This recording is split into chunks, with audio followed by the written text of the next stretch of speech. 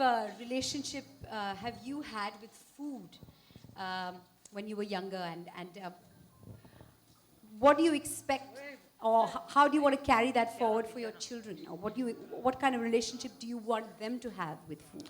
Well, when I was young, food was my sibling because with the lack of one or the lack of any other options available to me, I decided to befriend food. And all I did was consume that friendship in excess. And as a result, I grew into a very large human being. And all I did was think and eat and breathe food. And it became like so difficult that there was no therapy at that time.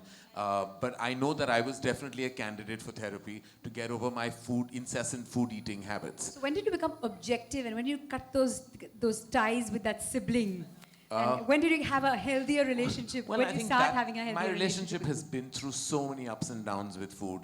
Like there's always stress in that zone. It's never really left me, which is why I think books like this and people like Pooja and forces like nutrition are so critical, that at a young stage you don't get, and you know, they're kids, they should have fun as well. They should enjoy what's great about food.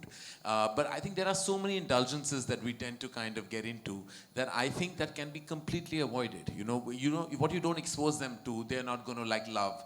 In my case, I was half Punjabi and half Sindhi, so food was a very big part of our daily life.